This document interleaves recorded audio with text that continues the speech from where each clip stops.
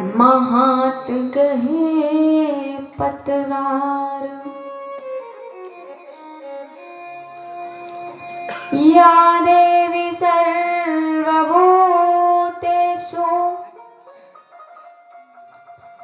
दयारूपेण संस्थिता। नमस्तस्यै नमस्तस्यै नमस्तस्यै नमो नमः। या देवी सर्वभूतेषु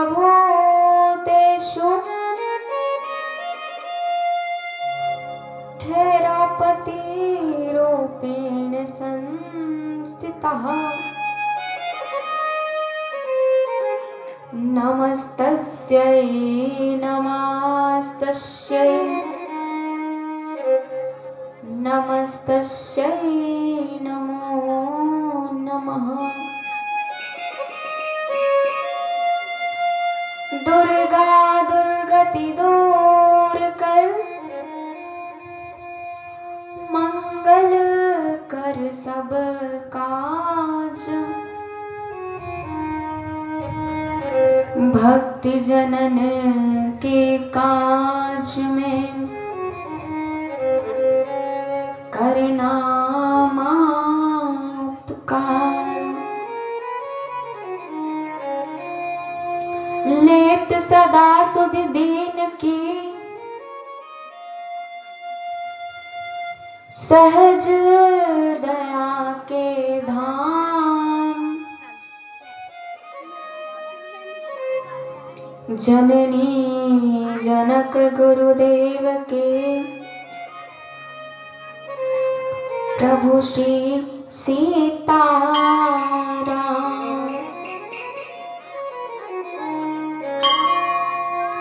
आइए हनुमंत विराजिए,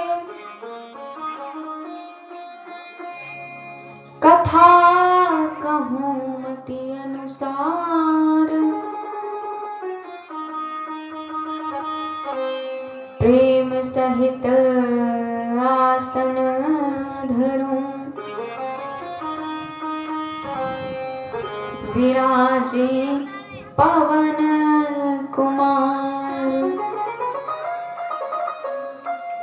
विराजे पवन कुमार। जय जय श्री राधे श्याम। बोलिए श्रीमद् देवी भागवत महापुराण की जय हो। वेद व्यास जी महाराज की जय हो। ठैरापति मैया की जय हो। सूत जी महाराज की जय हो। हनुमान जी महाराज की जय हो। पूज्य गुरुदेव भगवान की जय हो। भैरव जी महाराज की जय हो। इस दिव्य प्रांगण की जय हो। आइए आपके ग्राम में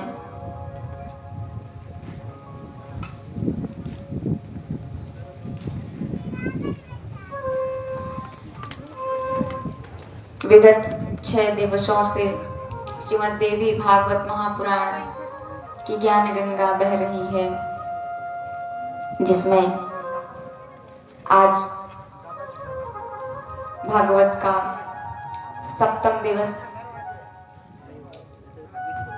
और इस दिव्य प्रांगण में विराजमान माँ भगवती खैरापति का दिव्य स्वरूप, जिनकी कृपा से, उनकी ही अनुकंपा से हम आप सभी यहाँ पर उनका यह पवित्र ग्रंथ सुनने के लिए यहाँ पर उपस्थित हुए हैं। ऐसी भगवती खैरापति मैया के चरणों में मेरा कोटि कोटि प्रणाम। परमादरणीय नित्य वंदनीय गुरुदेव भगवान के चरणों में मेरा प्रणाम।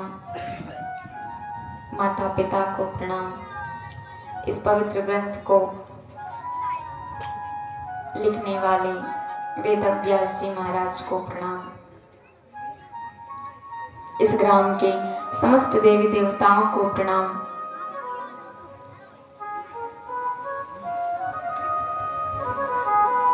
और इस संसार में साक्षात कहे जाने वाले देवता, समस्त संत समाज एवं समस्त ब्राह्मण समाज के चरणों में मेरा प्रणाम। और आप जितने भी श्रोतागण यहाँ पर उपस्थित हुए हैं, माताओं को माँ जानकी का स्वरूप समझ करके और भाइयों को राम जी का स्वरूप समझ करके बाबा गोस्वामी तुलसीदास जी की एक चौपाई में सिया राम मैं सब जग जानी करहूँ प्रणाम जोर जुग पानी। आप सभी को जय माता दी, सीताराम, राधे राधे। प्रेम से बोलिए जगदम्बा मैया की जय हो। आइए, आज कथा का सप्तम दिवस और हम माँ भगवती के कथा में प्रवेश कर चुके हैं। उससे पहले अपनी वाणी को पवित्र करने के लिए माँ भगवती जगदम्बा का कीर्तन हम सभी करेंगे। आप सभी हमारा सहयोग करेंगे, तालियों द्वारा भजन का स्वागत करेंगे। और क्या कहना है? दुर्गा अम्बे की जय, माँ भवानी की जय। दुर्गा अम्बे की जय, माँ भवानी की दुर्गा अम्बे की जय, माँ भवानी की जय। दुर्गा अम्बे की जय, माँ भवानी की दुर्गा अम्बे की जय, माँ भवानी की जय। दुर्गा अम्बे की जय, माँ भवानी की जय। दुर्गा अम्बे की जय, माँ भवानी की जय।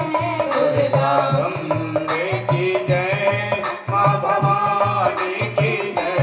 बोलो शारदा भवानी की जय जय जय। बोलो शारदा भवानी की जय जय जय। बोलो शारदा भवानी की जय जय जय।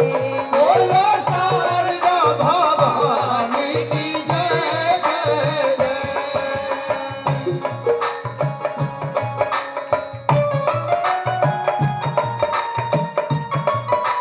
हरि बोल।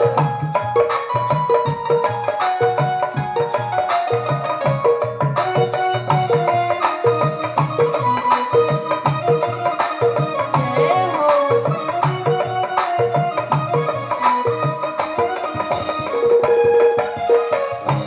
चारों वेदों की जय, छहों शास्त्रों की जय। चारों वेदों की जय, चारों शास्त्रों की जय। चारों वेदों की बड़े भाव से। जय, छहों शास्त्रों की जय। चारों वेदों की जय, चारों शास्त्रों की जय। बोलो 18 पुराणों की जय जय जय। बोलो 18 पुराणों की जय जय जय। बोलो शारदा भवानी की जय जय जय। बोलो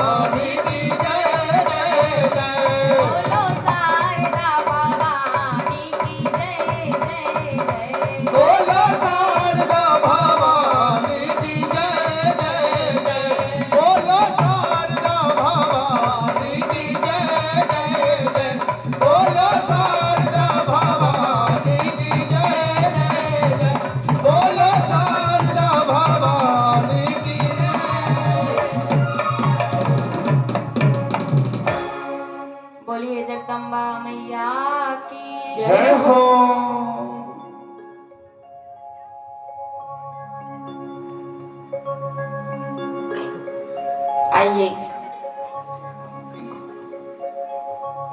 आज कथा का सप्तम दिवस और अब हम आप सभी इस परम पावनी तरन तारिणी महापातकों को नष्ट करने वाली श्रीमद् देवी भागवत महापुराण को श्रवण करने के लिए यहाँ पर सभी उपस्थित हैं।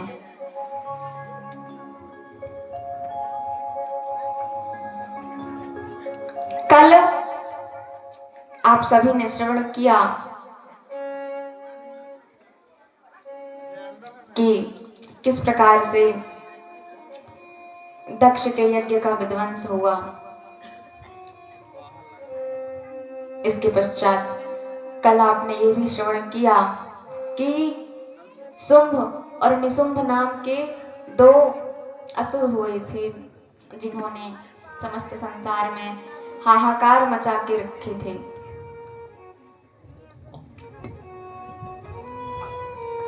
अब हमने आपसे कहा भी था, क्या कहा था कि विनती करके आना कि आज शुंभ निशुंभ मर जाए। तो सब करके आए हैं, भूल तो नहीं गए जय हो कि घर गए और बस भोजन किया और सो गए। अभी देवी जी ने बोल दिया तो याद आ गया कि कल शुंभ निशुंभ के लिए कहा था। अब शुंभ निशुंभ नहीं मरे तो फिर हमारी कोई गारंटी नहीं है। बोलिए अम्बे मैया की जय हो। मारेंगे आज शुंभ निशुंभ मर जाएंगे। तो महाराज हमने आपको कल श्रवण कराया था कि शुंभ और निशुंभ नाम के दो भाई थे प्राचीन काल में, जिन्होंने इस समस्त संसार में हाहाकार मचाकर रखा हुआ था। सभी को अपने स्थान पर से निकाल करके इंद्र को अमरावती से निष्कासित कर दिया, स्वयं वहां के राजा बन गए और जितने भी रत्न, जितनी भी संपदाएं इस संसार की हैं, सब इन्होंने अपने कब्जे में कर लिया है। समस्त संसार, देव दानव मानव, सब इसके अत्याचार से परेशान हैं।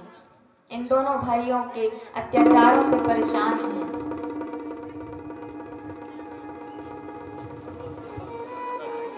सूत जी महाराज कहते हैं कि ऋषियों, इन्होंने त्रिलोकी में हाहाकार मचा रखी है, यहां तक तो ठीक है, लेकिन इनके दो सैनिक हैं, नौकर जिसको कहें, चंड और मुंड। तो ये जो चंड और मुंड हैं, हमने कल आपको बताया था कौशिकी देवी की उत्पत्ति के बारे में कि किस तरह से मां भगवती पार्वती देवताओं की सहायता के लिए जब शुंभ निशुंभ ने इंद्र को इंद्रासन से निकाल दिया, गद्दी से उतार दिया और स्वयं उस अमरावती के राजा बन गए, तब क्या हुआ कि सारे देवता गण हार करके, पराजित हो करके और माँ भगवती के पास आए, उनका स्तवन करने लगे, उनकी स्तुति करने लगे। तब क्या हुआ कि माँ पार्वती जो कि स्नान करने के लिए आई थी सरोवर में, उनकी छाया से एक देवी निकली जिसका नाम क्या था, कौशिकी। और वही कौशिकी मैया हिमालय शिखर पर जाकर के विराजमान है, बैठी हुई हैं, और उनका नाम कौशिकी है क्योंकि वह छाया से उत्पन्न हुई है। उनका रंग सांवला है, इसीलिए उनका नाम कौशिकी है। अब सूत जी महाराज कहते हैं कि ऋषियों, इस कौशिकी नाम की देवी को देख करके जिस हिमालय शिखर पर मां भगवती कौशिकी विराजमान थी, इसी शिखर के निकट से, समीप से ये चंड और मुंड, ये किसके नौकर हैं, सैनिक हैं, शुंभ निशुंभ के। तो क्या होता है महाराज कि ये चंड और मुंड उसी मार्ग से जा रहे थे।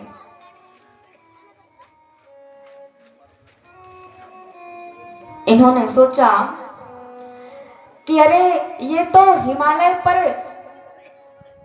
हम क्या देख रहे हैं कि इतनी सुंदर स्त्री विराजमान है। तो ये दोनों भाई थोड़ा और नजदीक जाकर के और देखने लगे। तो इन्होंने क्या देखा कि एक स्त्री सुंदर कमलासन पर विराजमान है, अपने कोमल हाथों से वीणा बजाती हुई, सुंदर मुखमंडल है, लाल कलर की, लाल रंग की साड़ी पहनी हुई है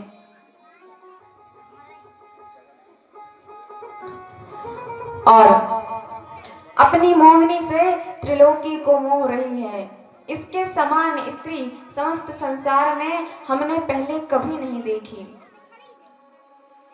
चंडमुंड ने सोचा कि क्यों ना इस बात की जानकारी जाकर के और हम अपने राजा शुंभ और निशुंभ को दें।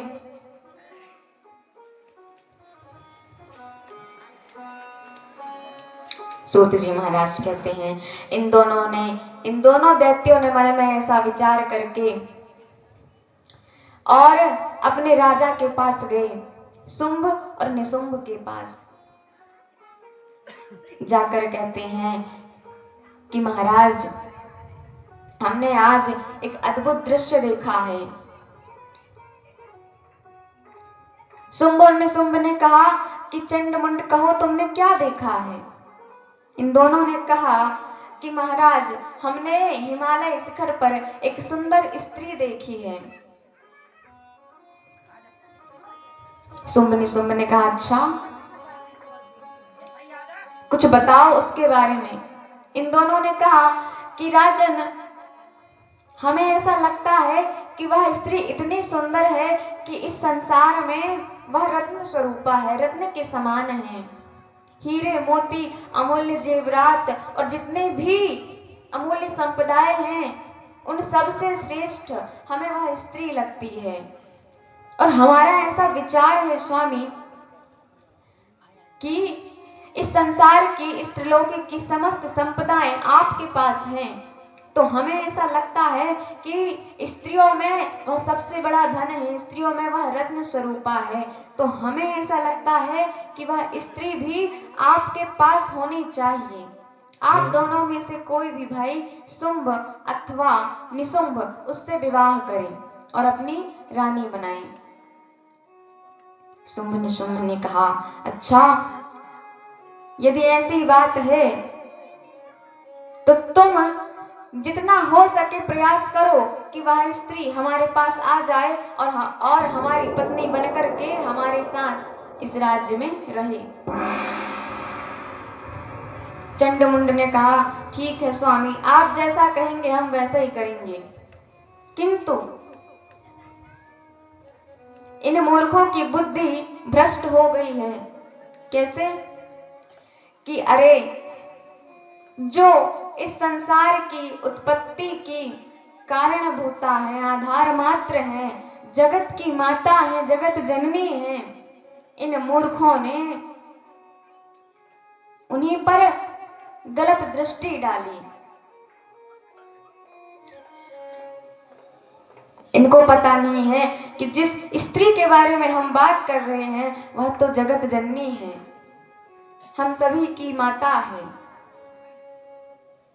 और कहते हैं कि ठीक है ये तो जगत जननी माँ भगवती हैं, किंतु हमारे वेद शास्त्र कहते हैं कि कभी भी पराई नारी पर कुदृष्टि डालनी ही नहीं चाहिए।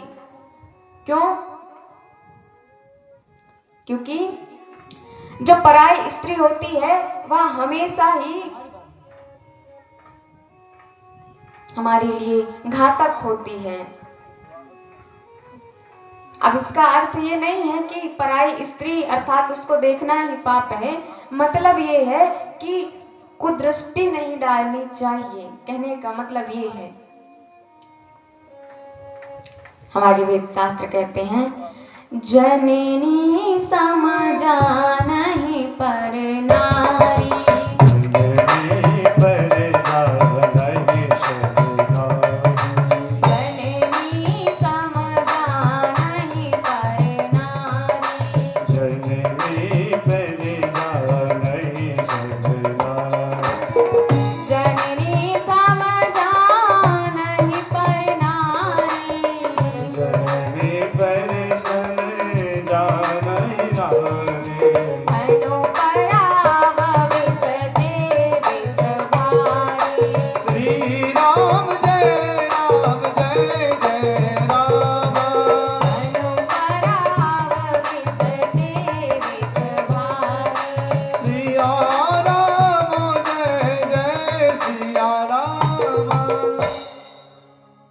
कहते हैं, शास्त्र कहते हैं, धर्म कहता है क्या, जननी समझा नहीं पर नारी। पराई नारी को कैसे समझो कि यह मेरी माता है। जननी, जननी अर्थात केवल माँ नहीं, जन्म देने वाली माँ के समान समझो। जननी समझा नहीं पर नारी, धनु पराव विष दे विष भारी। पराया जो धन होता है वह हमेशा ही विष के समान होता है, घात पहुंचाने वाला होता है।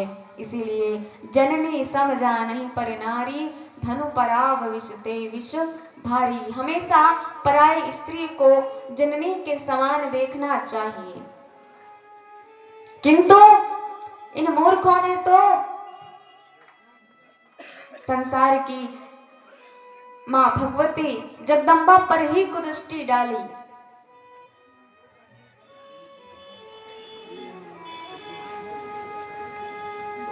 कहते हैं जो सर्वोत्तम प्रकार का पुरुष होता है, जो धर्मज्ञ पुरुष होता है, ये हमारे लिए शिक्षा की बात है। वह हमेशा ही सभी को, स्त्रियों को पवित्र दृष्टि से देखता है। जय हो। हमारे भगवान राम जी ने रामचरितमानस में बड़ी सुंदर बात बताई है कि हमें किस प्रकार से धर्म का पालन करना चाहिए और किसे किस दृष्टि से देखना चाहिए। हम भी आपसे कहें कि किस स्त्री को किस दृष्टि से देखना चाहिए, तो बाबा गोस्वामी तुलसीदास जी कहते हैं क्या, अनुज बधू भगनी सुत नारी। अनुज बधू भगनी सुत नारी। अनुज बधू भगनी सुत नारी। अनुज बधू भगनी सुत नारी। अनुज बधू भगनी सुत नारी। अनुज बधू भगनी सुत नारी। दोनों सठ कन्या है समाचार। जय हो। सुनो सठ कन्या है सुत नारी।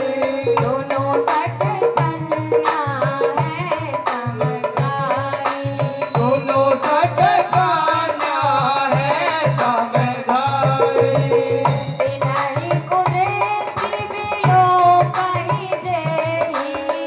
बिनहि कुदृष्टि बिलोय कहि जेहि। बिनहि को दृष्टि बिलो कहि जेहि। बिनहि कुदृष्टि बिलोय कहि जेहि। बिन गर्भ कछु पाप न होई। श्री राम जय राम जय जय राम। बिन गर्भ कछु पाप न होई। सिया राम जय जय सिया राम। बड़ी सुंदर बात, बड़ा सुंदर आदर्श भगवान ने स्थापित किया है। प्रभु कहते हैं क्या, भगवान ने, आपको याद होगा रामचरितमानस में, रामायण में बाली नाम के एक वानर का वध किया था। पता होगा सभी को क्यों किया था, क्योंकि बाली ने एक पाप किया था। एक तो अपने छोटे भाई को एक छोटी सी गलतफहमी की वजह से धक्के मारकर अपने राज्य से बाहर निकाल दिया, और बाहर निकाल दिया यहाँ तक तो ठीक है, किंतु उसकी पत्नी को भी अपने ही साथ रख लिया। क्या ये सही था? नहीं था। इसीलिए जब भगवान ने उसका वध किया, तब भगवान ने वहां पर ये बात कही क्या, कि सुनो बाली, अनुज बधू भगनी सुत नारी। अनुज छोटा भाई, भगनी अर्थात बहन, अनुज बधू भगनी सुत नारी, और क्या, बेटे की पत्नी, छोटी भाई की पत्नी, बहन और पुत्र की पत्नी। सुनो 60 कन्या हैं समचारी, यह सभी अपनी पुत्री के समान हैं, बेटी के समान हैं। इनके ऊपर कभी भी कुदृष्टि नहीं डालनी चाहिए। और तुमने यही किया, अपने छोटे भाई की स्त्री को अपने साथ रखा, अपने अधिकार में रखा, ये पाप है। क्योंकि तिना ही कुदृष्टि बिलो कहीं जे ही, जो इन पर कुदृष्टि डालता है, गलत दृष्टि डालता है, उसका दंड क्या है? तो प्रभु कहते हैं तिना ही कुदृष्टि बिलो कहीं जे ही, तिन कर बध कछु पाप न होई। जो इन पर कुदृष्टि डालता है उसको उसकी हत्या कर देने में भी कोई पाप नहीं लगता, ऐसा स्वयं भगवान कहते हैं। इसीलिए इसी कारण से ही हमने आज तुम्हारा वध किया है बाली। और ये शिक्षा केवल और केवल बाली के लिए नहीं है, हम सभी के लिए है कि छोटे भाई की पत्नी को बेटी मानना चाहिए और बहन को भी बेटी मानना चाहिए, और पुत्र की पत्नी भी बेटी के ही समान है। ऐसा मानो कि ये मेरी ही पुत्री है। जय हो। और जो इन पर कुदृष्टि डालेगा उसे दंड देना बहुत आवश्यक है। इस प्रकार से सुंदर बात भगवान ने कही है। और शुंभ निशुंभ को तो अब क्या ही कहें, कोई साधारण भी हो तो बात अलग, इन दोनों मूर्खों ने तो जगत जननी पर कुदृष्टि डाल दी। अब क्या करें? जब चंड मुंड ने इस तरह की सारी जानकारी जाकर के और शुंभ निशुंभ को दी है, तो इन दोनों भाइयों का मानना ये है कि संसार में सभी प्रकार की रत्न हमारे अधिकार में हैं, तो क्यों ना स्त्रियों में रत्न स्वरूपा यह कौशिकी देवी भी हमारी पत्नी हो। और ऐसा सब जान करके समझ करके इन्होंने सोचा, एक विचार बनाया और चंड मुंड से कहा कि देखो चंड और मुंड, तुम हमारी बातों को ध्यान से सुनो कि जिस भी प्रकार से हो सके, जिस भी विधि से हो सके, तुम उस स्त्री को हमारे पास लेकर आओ और हम उससे विवाह करेंगे। चंड मुंड ने कहा, जो आज्ञा स्वामी, ऐसा ही करेंगे। और क्या होता है महाराज कि सूत जी महाराज कहते हैं कि ये जो चंड मुंड है, जहां पर मां भगवती कौशिकी विराजमान थी, इन्होंने जाकर के देखा और जिस प्रकार से इनके स्वामी का आदेश था शुंभ और निशुंभ का, अच्छा देखिए, कथा को आप सभी ना ध्यान पूर्वक श्रवण करना। आसपास यत्र तत्र क्या हो रहा है इसको भूल जाइए, वरना पता ही नहीं चलेगा चंड मुंड कब मरे, शुंभ निशुंभ कब मरे। जय हो। सही बात है ना? इसीलिए ये भूल जाओ कि कौन से गांव से कौन से माता जी आई हैं और कौन से रिश्तेदार आए हैं। अभी थोड़ी देर, 3 घंटे की तो बात है, फिर पूछ लेना क्या सब्जी बनाए थे और क्या बनाए थे और दुनिया भर का। राधे। अभी ध्यान से कथा सुन लीजिए,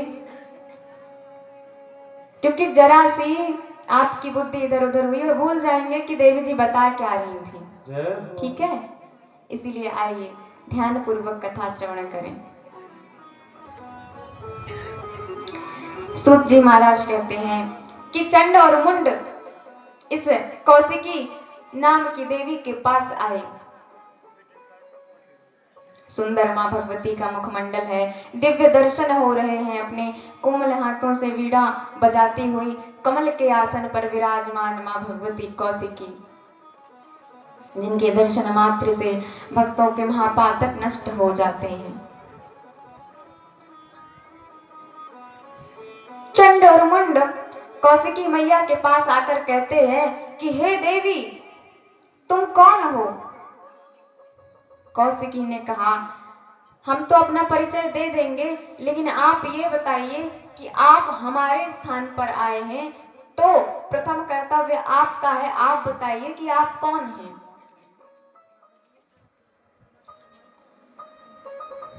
चंड और मुंड ने कहा कि देवी, हम शुंभ और निशुंभ के सैनिक हैं। देवी ने कहा, अच्छा, तो ये बताओ कि ये शुंभ और निशुंभ कौन है? इन्होंने कहा, शुंभ और निशुंभ, आप नहीं जानती शुंभ और निशुंभ कौन है? माता जी ने कहा, क्यों? शुंभ और निशुंभ ये कोई बहुत बड़े कहीं के बहुत बड़े पदधारी हैं क्या, जो हम इनको जानेंगे? चंड और मुंड ने कहा, शायद आपको पता नहीं है देवी, किंतु शुंभ और निशुंभ की इस समय में बहुत महिमा है। देवी ने कहा, अच्छा, कितनी महिमा है? बोले, देवी, तुम उनके